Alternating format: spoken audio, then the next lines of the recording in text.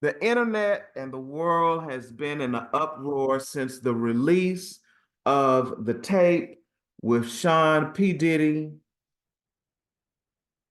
Combs assaulting and abusing Cassie Ventura when she tried to escape from his monster clutches.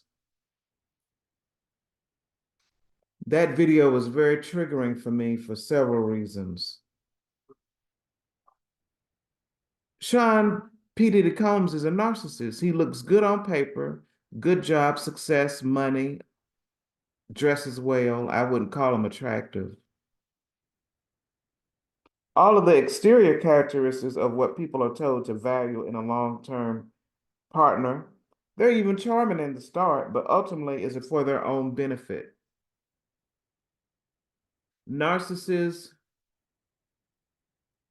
are egocentric, entitled, they lack empathy, they hate criticism and feedback, envy of others or belief that others envy them. They have a need for control, and that's what that and dominance, rage at times of frustration, disappointment or stress, incapacity and disinterest in deep long-term connected intimate relationships.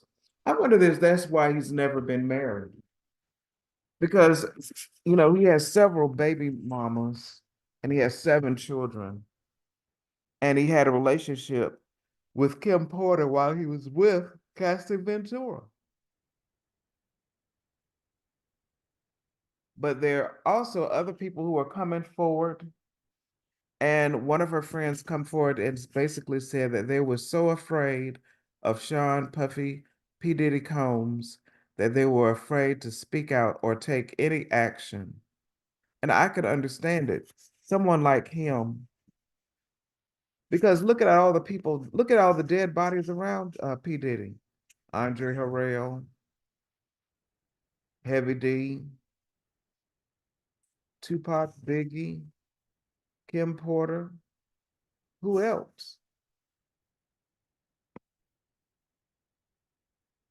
He'll do anything to stay on top and get anyone out of his way that's a threat to him. Was he responsible for Al B. Sure's sickness? Was he responsible for Jamie Foxx's illness?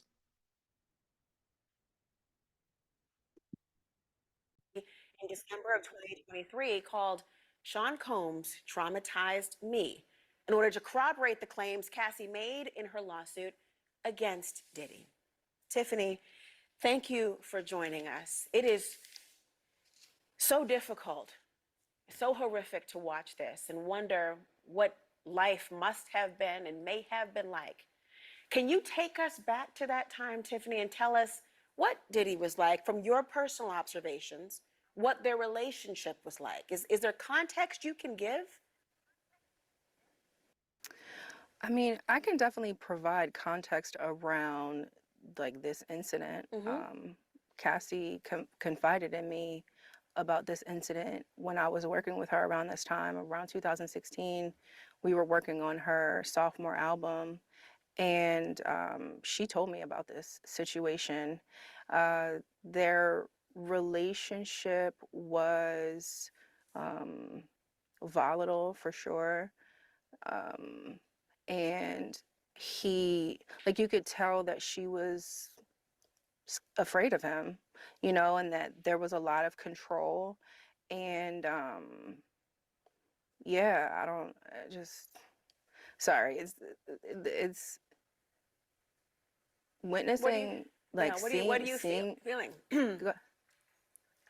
well, I mean, the thing is like I said, this is something that Cassie confided in me about back then. And like the one thing specifically that always stuck out to me about the story was him throwing the vase at her.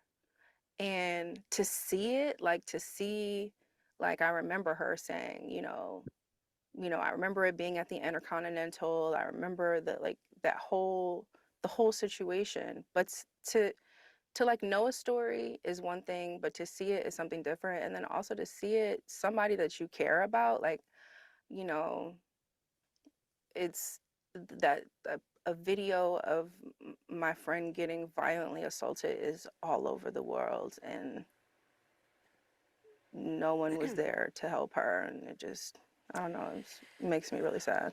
I mean, Tiffany, excuse my voice, but to hear and your description of it, I mean, a lot of this is detailed in her lawsuit. He is denying, by the way, excuse my voice, he is denying all the allegations against him from that suit. But now we're watching this video in real time now. Is this vindication for Cassie, do you think? Or, I mean, I can only imagine the trauma of having the world now having seen what she endured. Yeah. I mean, I definitely think that it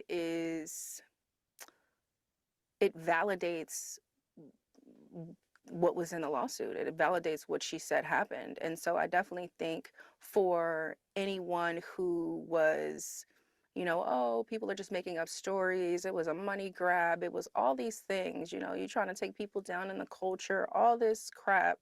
I think like it as somebody who loves her, it's hard to watch, and it makes me sad that it takes people having to see it this clearly for them to believe it. And for that perspective, I think that, yeah, I think that now it's like, see, we're not being dramatic, no one's lying, like this is real. Tiffany, when you mentioned the idea of that she was trying to take down the culture, I mean, I heard that stupidity. I remember when this news It's so annoying. of the claim. I mean, annoying is one way to put it. It was just so unsettling. Yeah. As a woman, as a human being, as to hear people, describe, her as an opportunist, to try to, in some ways, re-victimize her and suggest that they knew what she was thinking, feeling, doing, her motivation, what the context was, all of it. As much as people talk about the presumption of innocence for somebody who might be a defendant, there is none given to somebody who might be a victim. There's never a presumption of truth in those. And she actually alleged more than a decade of abuse. She was only 19 years old when they first met. He, I think, was 37. And so often, and this idea of power dynamics, and people are blamed for not leaving. What do you say to those who... Cassie Ventura's former makeup artist also said she saw the singer badly bruised following a row with Sean Diddy Combs. She claims she will never forget what happened between the then couple at the Beverly Hills Motel over Grammy Awards weekend 10 years ago. She saw the alleged abuse take place. She came to her with knots on her head and a black eye. All I witnessed was Combs walking into the room and saying, "Where is she?" And I didn't know what was going on.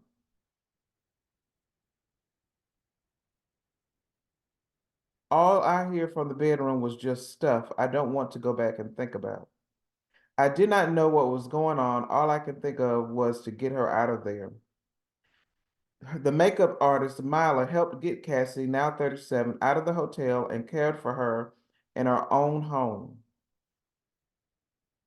All I cared about, she says, was to get her to safety, and I took her into my house and kept her there for a few days.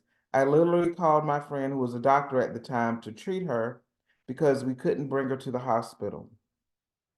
Now, people got to understand, Sean P. Diddy Combs is a millionaire. He has all kind of political contacts. He has probably, he knows where all the dead bodies are buried. He knows everyone's skeletons in the closet. He has all type of ties and connections and knows everybody's secret. She too said, "We were always scared of Puff. He's a powerful person, and we don't know what would happen to us if we spoke out." Because remember, he got all these bodies around him. And of course, a narcissist, he maintains his innocence, even in the light of facing a number of other misconduct lawsuits. And his attorney told CNN, Mr. Combs vehemently denies these offenses and outrageous allegations. Of course you do.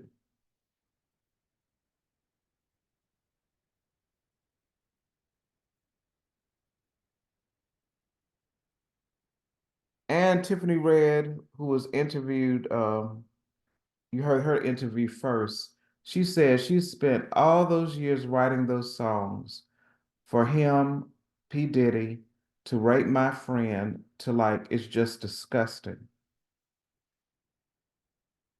And she also said that Diddy was dangerous and how he used to engage with Cassie. And that she couldn't even record music unless she participated in his freak offs and had relations that she didn't want to have with male prostitutes.